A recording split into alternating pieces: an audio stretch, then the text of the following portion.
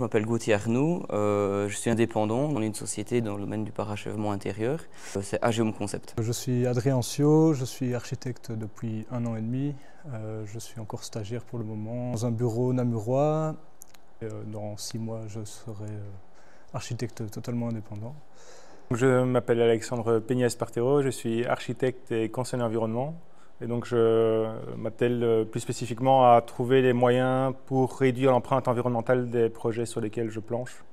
Dans ma manière de développer mon entreprise, je n'ai pas envie de reproduire quelque chose qu'on fait depuis des décennies. Je pense qu'à l'heure actuelle, on remarque tous un peu que le monde ne fonctionne pas dans le bon sens. Je pense que le domaine de la construction a un gros jeu à faire sur l'aspect climatique et tout ça. Là, j'ai envie d'adapter ma manière de travailler peut-être plus avec des matériaux biosourcés comme on l'a appris pendant la formation, qui sont du plus respectueux de l'environnement, beaucoup plus respectueux aussi pour notre santé à nous qui plaçons. C'est quand même nettement plus agréable de travailler avec ce type de matériaux que de matériaux comme chimiques, comme on utilise beaucoup trop à l'heure actuelle. Voilà, cette formation nous apprend beaucoup sur ces matériaux-là et c'est quelque chose d'assez intéressant.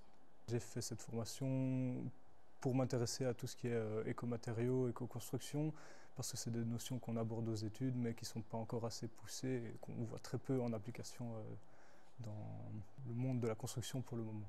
Je souhaitais acquérir de nouveaux outils pour justement parfaire les quelques connaissances que j'ai déjà et pouvoir, on va dire, intégrer des éléments concrets à mettre en place dans des projets avec des bases de données peut-être plus concrètes également et avoir un feedback réel des intervenants qu'on allait rencontrer. Moi, ce qui m'a réellement marqué, c'est la situation actuelle dans le monde en général, aussi énormément dans le domaine de la construction qui est l'un des plus gros polluants au monde.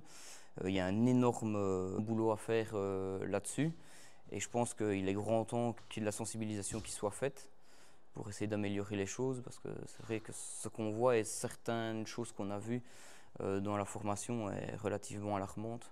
Moi, c'est vraiment quelque chose qui m'a marqué, quoi. C'est quelque chose que j'ignorais un petit peu, on va dire. Je savais qu'on n'était pas top au niveau environnement dans notre secteur, mais j'imaginais quand même pas que c'était si grave que ça. C'est la diversité de possibilités qu'on a. Donc il y a un grand panel de possibilités dont on n'avait pas spécialement connaissance. C'est surtout ça, je pense, qui était vraiment très intéressant dans cette formation. Vraiment beaucoup apprécié la qualité des interventions et des personnes qui sont venues transmettre leur savoir. Et je trouvais très intéressant également, ce qui n'était pas prévu à la base, mais de se rendre compte que les visites qui ont été organisées, très proches des thématiques rencontrées, ont permis de faire le lien entre la théorie et la pratique, des complexités de mise en œuvre et finalement parfois aussi se rendre compte que ce n'est pas si compliqué que ça. Ça peut aussi rassurer et donc c'était vraiment très complémentaire à tout niveau.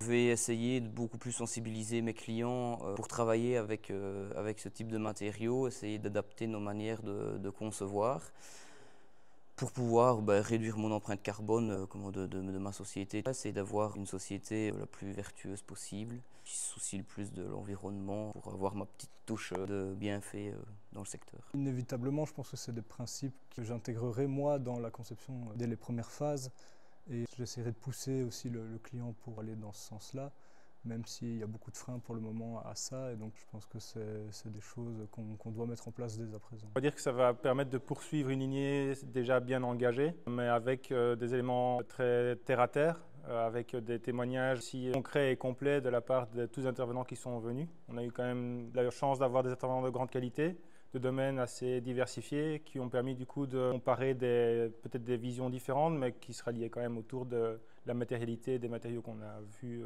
au cours de la formation. Chaque séance était vraiment super intéressante et on a pu à chaque fois découvrir de nouvelles choses, échanger énormément. Les participants et les intervenants étaient très ouverts et il y a eu des réelles discussions et co-construction, on va dire. C'était très chouette.